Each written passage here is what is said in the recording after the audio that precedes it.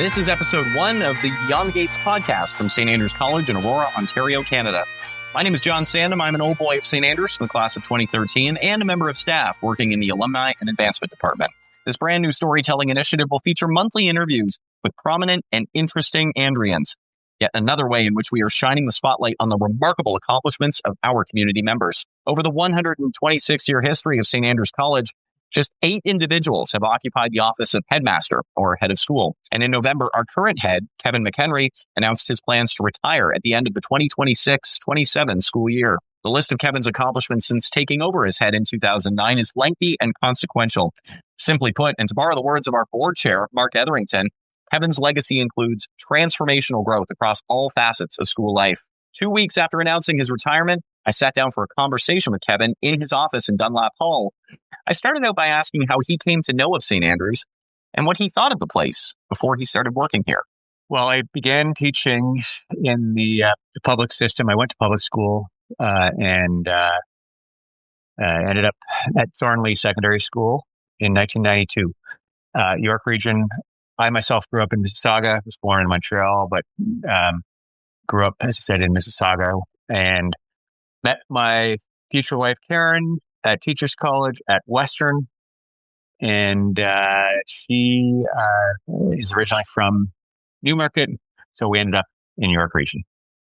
And in my second year at Thornley, I established a hockey program. I was a business teacher where I taught law and accounting mainly. And the school, large school, 2,000 students, didn't have a hockey program. So I started when I applied to the principal in my first year, and we started it up. And basically, my first interaction or first sort of experience with St. Andrews was hockey. But I was not a fan of St. Andrews College. Let's put it that way. And it's that mentality of public school sort of versus independent private schools, and certainly I had some trouble with that. What was the idea you had in your mind of St. Andrews at the time and of the world in which it exists? Just a different landscape, perception and reality as well. The resources are different. This being a boarding school and having boys from basically around the world on the team. We were stuck to our sort of geographical area. So I guess you're always envious, but also, I guess, somewhat jealous. And when you lose to a team, then you look for excuses sometimes, unfortunately. And that's, I guess, what I did. Our teams were always super competitive. And in fact, I believe we played in the last 4 years. I think we played in the finals for York Region 4 years in a row, at least 3 years, if not 4. And I can tell you that the team that I was the head coach for was better than St. Andrews in at least 2 of those years, particularly my last year, because we had more talent.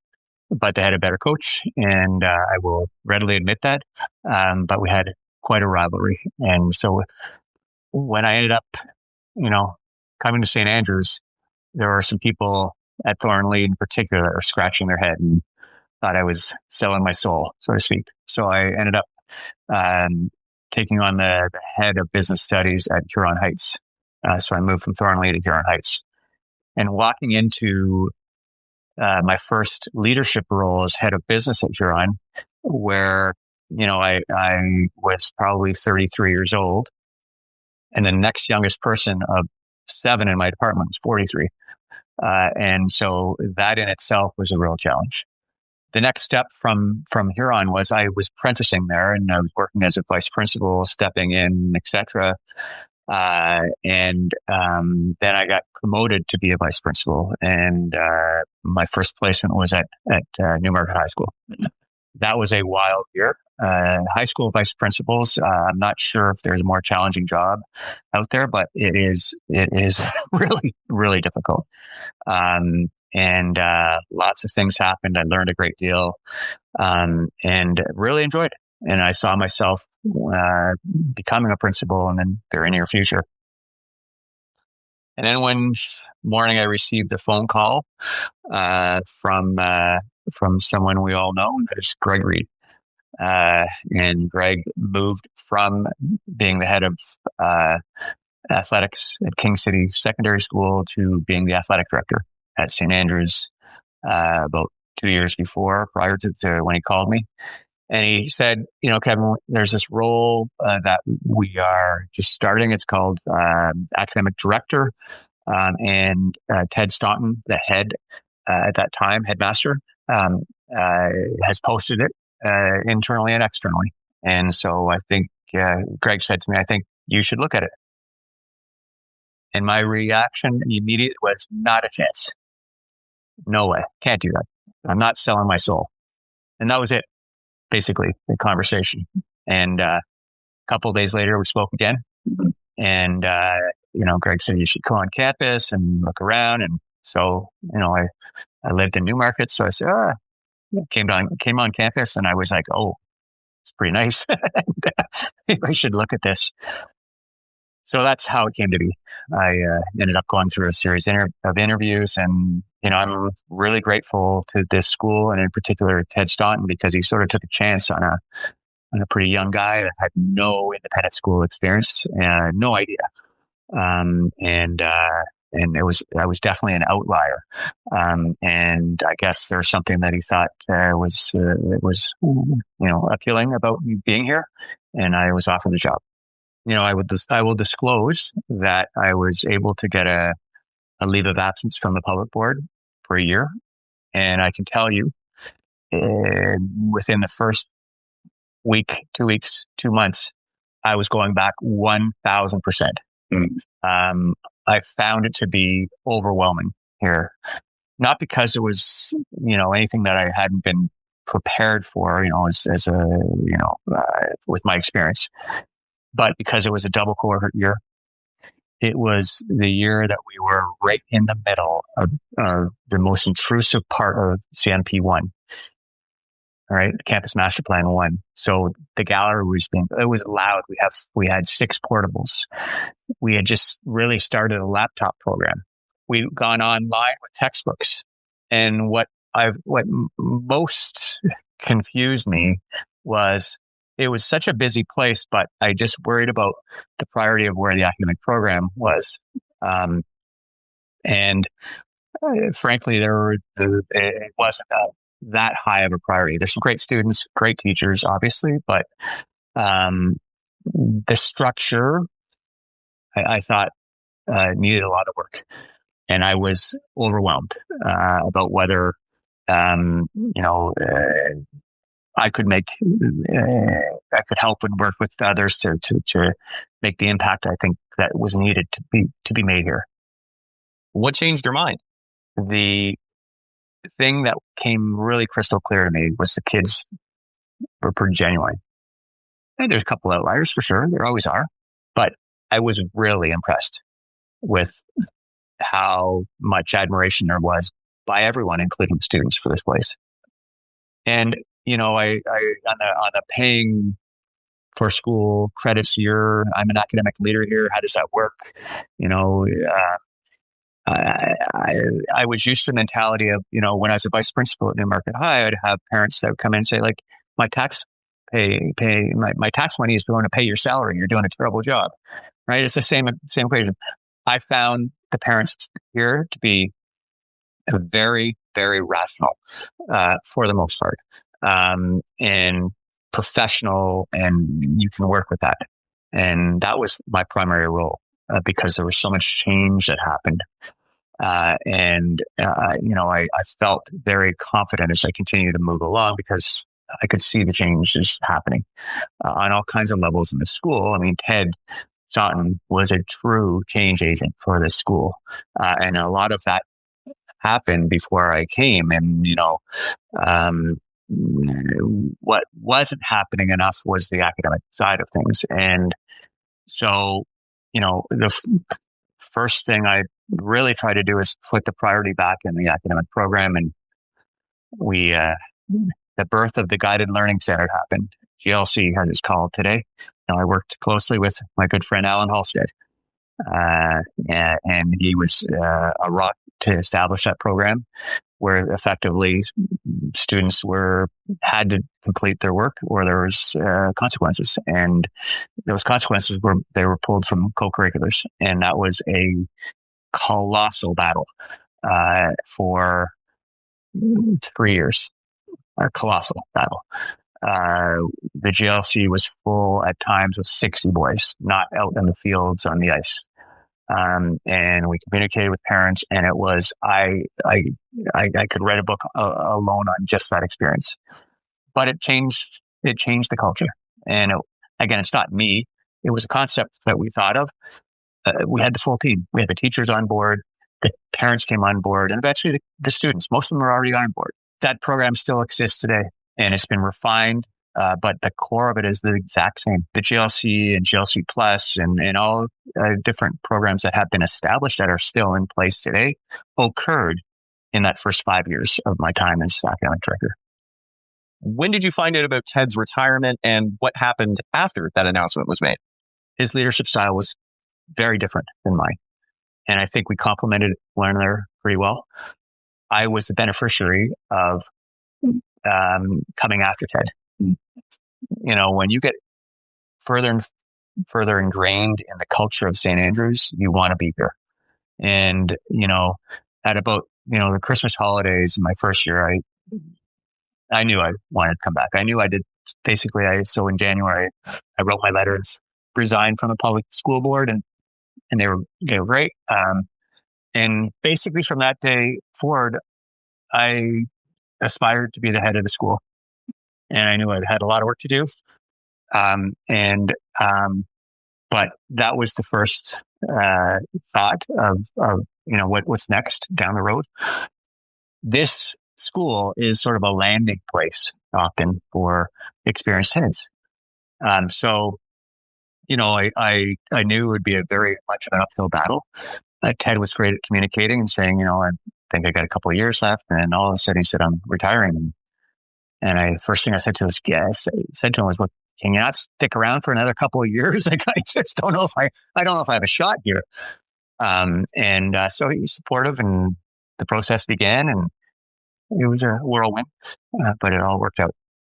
When it came time for the interview, I felt as though I did everything I could possibly do with building relationships. So when I go back to the first year and I reference the fact that I said, I want to be in Ted's shoes sometime, from that day forward, I tried my very best to show up to everything, to be as political as I needed to be, and to try to treat everybody as well as I can. And again, I had difficult conversations, and I tried to do it in the best way possible. That paid dividends in spades, obviously through the process.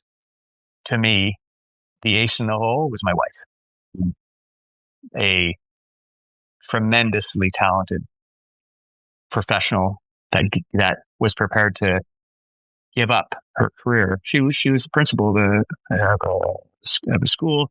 She was the gold medalist at Western for the 500 people at Teachers College. I think I came 475th, right? This is an impressive woman, and she was excellent with me working through. And when it came time for the interview process and the dinner, Karen's involved in that dinner. She's part of the whole process. And I was told, to my surprise, that she was a major player in this decision. In my early days, I was a pretty introverted guy. And I was a soft, introverted, sort of kind person. And I have evolved into being much more of an extrovert, but I'm still introverted. But I have also become much more hardened. And Karen may say, I like the other guy.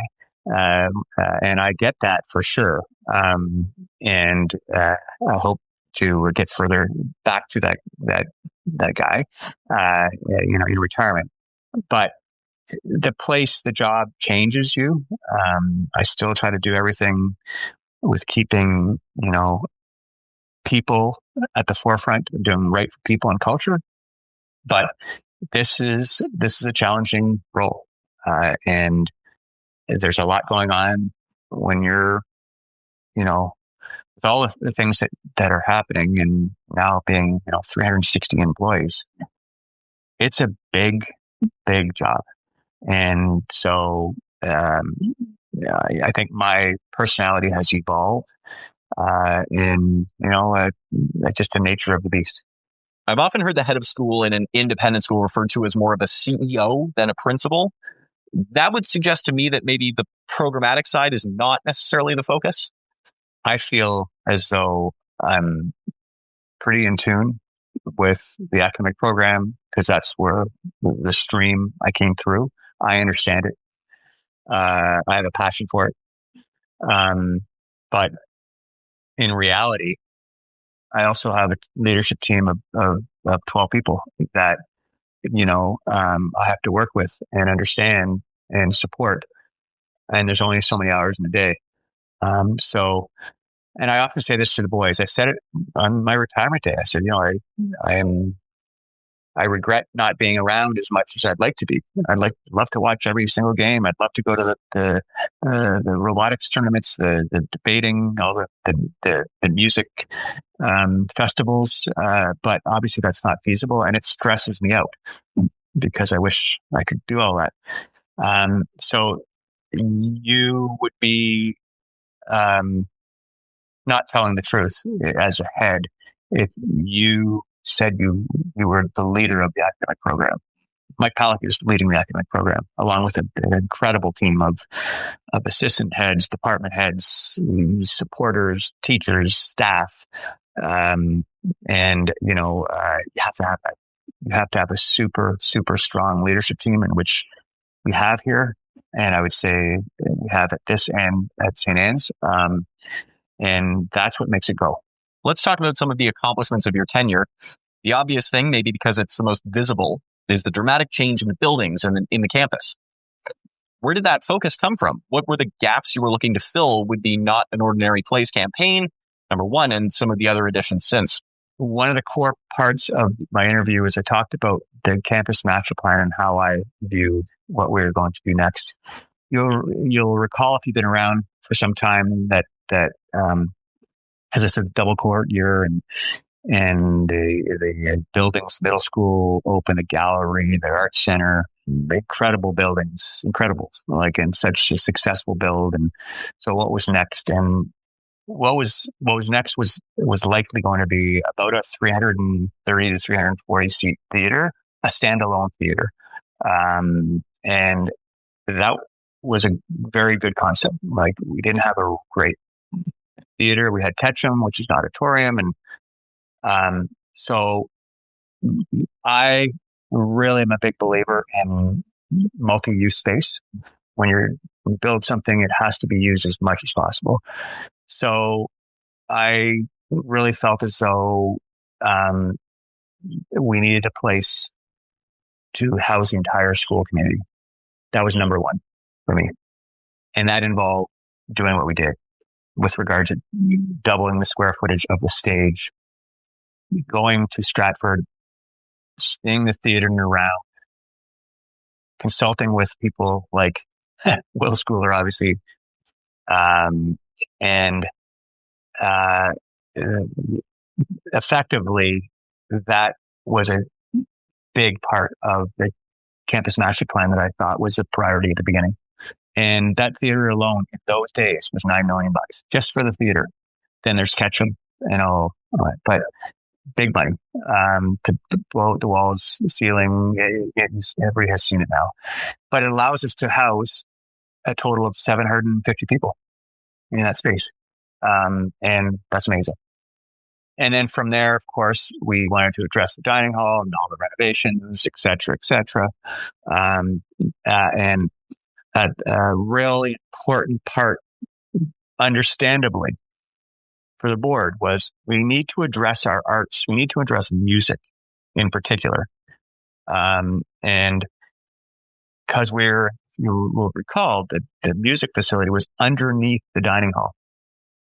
There was a change that happened because of Michael and Wendy LeBur Jacob started in grade 9. So Michael and Wendy came into my office. It was a bit of a rush because we were trying to get over the dinner with the boarders, etc. Brand new family, And then I'm sitting here and I sort of 1 foot in the conversation, went out. And I said, "Hey, how are you doing? Thanks for coming in. I'm really appreciative that you're wanting to support the school. What are you thinking of?" And Michael said, "We want to build a hockey arena." And so he said, "I think I could do it for $3 million." I said, so my reaction was, "So you're potentially pledging $3 million for a hockey rink?" He said, "You're thinking about it." Wendy's nodding, and I'm saying, "Oh." I said, "That's amazing, but you can't do it for $3 million." And we sort of said, "I think I can, whatever." And then I said, "There's no way." I said, "Let's make it. I bet you it's at least 5. So it's over that, you owe 5." And I was kidding. And he said, "Okay." That was it. And it was like, "We're going to give you $5 million for the arena. And there's 3 things that we want." Because, sometimes gifts come with some handcuffs. And so I was worried about that. And I said, "Number 1, you have to use my architect." Okay. It was amazing. Barry. 2, when you go into the arena, you have to know exactly where you are. Red and white, visuals, etc. So all that stuff you see in the arena comes from Michael and Wendy. That was their idea. That wasn't my idea. And the third thing is, at all times, there must be Guinness beer available in the kitchen of that thing if I ever want one, to watch a game. And I said, "I think we can do that." Remember, we were also building with, thanks to Bill and Liz Yule as primary donors, who that talk about them for an hour. They've been so connected to the school, and the most recent gift they gave to the school was to do the fields. And then, as you see, the turf field and the track, and all this is happening. Anyway, so long story longer, the board took the leap of faith, knowing that it was going to be more than $5 million, and it was, to go for it, because we had a major donor connected to the arena.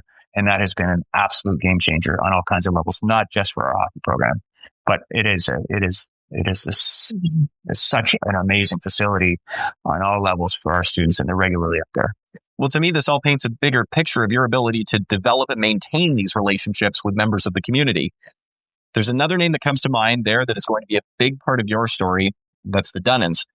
Just before I became head, my first encounter with Andrew Dunnan, and he will laugh, was when I was in the academic director role. And Jordan, her son Jordan, there was a challenge that happened, and no issue with Jordan. It wasn't Jordan's fault. It was just interpretation. Long story short, the Dunnans and Andrew and Jordan left the school after grade 8. That was a bit of a jolt, because I'm going through the process. I'm becoming the head.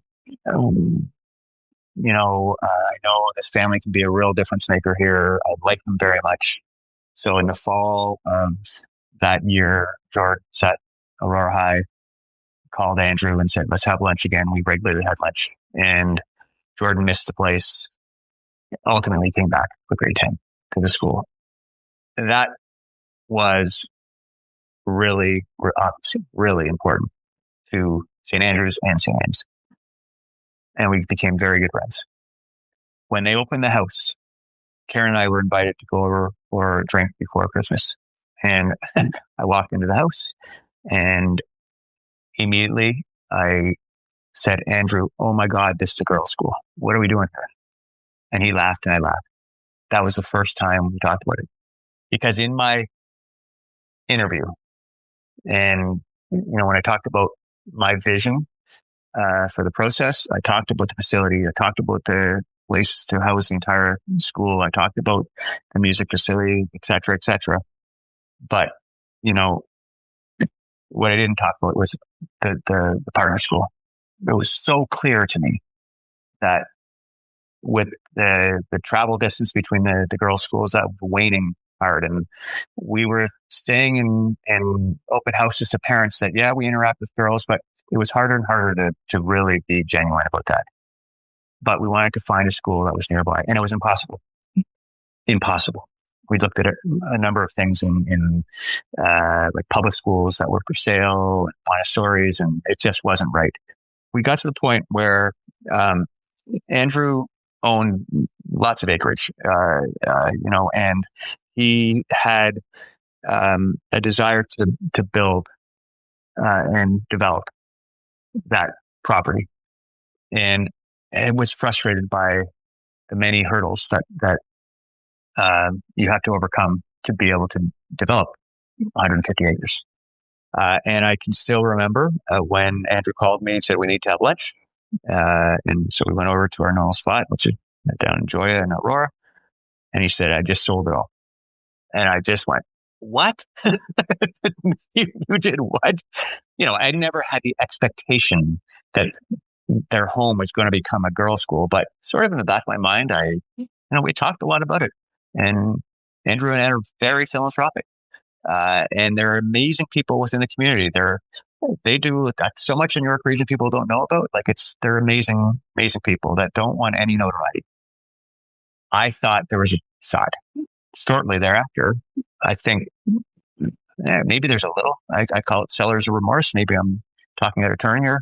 We had lunch again. It was like, okay, let's see what we can do about trying to keep the house. The intention for the developers was to knock the house down. And this is a 41,000 square foot home. If you've been to St. Anne, rather, you've been inside of this spectacular place. How could they do that? And we began to work together on finding a way to get to the developers to see if they would keep the house up. And we got absolutely nowhere. Except we had one gentleman who was one of the partners, named Paul Bailey, who was inclined to listen. We had a team going. Obviously, Sabrina's part of, she's an aspiring leader and certainly would be a great, asset to the process. And she became involved with our appeal to get the house for the school. Finally, we got the lead of the development group, Angelo de Gaspers. It's a big name in development in Ontario and Canada. Angelo went to the house. Finally, we got him there, and he walked into the house and said, there's no way we can knock this house down. And that was what we needed. And then so the negotiation began. And I won't go into the details there, but it was long and windy and through the board. And, oh my God, I probably aged 30 years through that. Andrew would say the same, but effectively the Dunhams gave us the house because it was part of the arrangement. It was certainly, it ended so well, but it was really challenging. I'm sure there are many other community members who stand out from your time at St. Andrews, some of whom have been champions both for St. Andrews and for this concept of partnerhood, the new relationship between St. Andrews and St. Anne's. I would say that a person that will go down forever as being instrumental in the development of both St. Andrews and St. Anne's on all kinds of levels is Demi Rogers. Has been on the board for 100 years, and hopefully will be on for another 100 years. He's one of the most special people I have ever met. Obviously been incredibly generous financially, but he is such a cheerleader for these schools. He is the kind of person that when he speaks at a board meeting, everybody is totally attuned to his message. He doesn't speak that often, but when Dem speaks, people listen, and they should listen. And he's the one that has convinced other donors to step up because he leads by example. The family will always be connected to the school. And this is an amazing human being. I've always felt as though the Board of Governors at St. Andrews has been completely behind the school and myself. And this is a progressive group. It always has been. The fact that it's primarily a non-current parent board, it's really important strategically. This board is really driving forward the school for all the right reasons. I've had the great fortune of having 4 incredible leaders as board chairs. And that started from day one with Jeff Chisholm, who was obviously leading the search committee. Jeff agreed to stay on for an additional year, and I'm forever indebted to him for that. It was my first year. I needed lots of hand-holding, and he was always there for me. Next was Michael Sifton, such an incredible person, leader, different than Jeff, complimentary. Here I have Mike Sifton for 6 years, seeing him 2 to 3 times a week, where the core of the building that we've done happened. And he was all in. Dan Stock is next. And Dan is one of the most friendly, supportive people I know. And Dan was really instrumental in a lot of the groundwork of SAS, and was very passionate about that. And of course, now it's Mark Etherington. And Mark, boy, he's the board chair for both schools. So he's giving us so many hours. Here's a guy that's class of 92, one of our strongest classes, runs an incredible business, an incredible, charity, motion ball with his brothers, just a rock solid guy, led us through the strategic plan, obviously was foundational to making the St. Anne's connection work, and continues to be passionate about that. And I'm very confident that Mark will get the search right. He's leading the search for the new head. He has a great perspective, great filter, and he, I think, truly knows what this community needs next to take us to an even higher level. This school is in such a great place because, in large ways, because of those 4 individuals. And I'm very thankful for having the opportunity to work with these gentlemen. Okay, I want to throw this to you now. When you look back at your tenure here, what are some of the other key accomplishments or things you're most proud of from that time? I go back to the retirement announcement by Mark Etherington a couple of weeks ago, and I've said this a couple of times to the entire staff, and I really genuinely mean it. As we grow, right? I said, work is work. We have to work to survive. And if you have to work, then hopefully you can find a way to actually enjoy what you do and believe in what you do, regardless of what your role is. That is unequivocally the most important aspect of my belief in what makes this place go. There are so many committed people in this organization, and as I said earlier, culture is an overused word, but it's so important, especially in a boarding school. That's why we don't contract out. Right? Everybody here does receive a paycheck from St. Andrews. I'm really, really, really proud of that. I'm really proud of where the school is, how it continues to evolve, how we're perceived to be one of the top schools in the country, if not the world. And I think that's legitimate, and it is deserved. We have to keep the mentality of it's a great school that thinks it's good. It's always what we say, and we need to live by that. Once you think once you say you're a great school but you're good, you're dead. We need to continue to push to make this place better and better and better, because we're committed to that, and that's really important. What are you looking forward to over the next 18 months? I'm looking forward to enjoying what I do, continuing to enjoy what I do, because every day I just feel as though I've got the best job in the world. And there are things that I certainly want to see through as head, and also be supportive to the school forever. but continuing to build the future of the school through the legacy. We're so close to reaching our $100 million goal.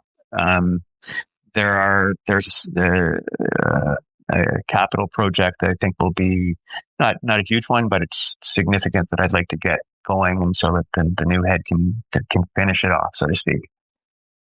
I'd like to continue to diversify our staff and work to make sure that the people that work here represent our students on all kinds of levels. The student base is continuing to get better and better. And when I say better, it doesn't mean they're all 98% students. They're better people. They're kids that really appreciate the opportunity to be here. And that's from day one. I felt that. I said that earlier in the interview. Continue to offer the financial aid. So we have 180 boys on aid here, significant. All these things that carry on. And I want to be able to be 1,000% sure that I am leaving the school in the best place possible for the new head. My thanks to Head of School Kevin McHenry for our discussion covering a range of topics. That will do it for this edition of Beyond the Gates. New episodes will be released monthly wherever you get your podcasts. For more information, connect with St. Andrews College on social media or visit our website, sac.on.ca. I'm John Sandham. Thanks for listening.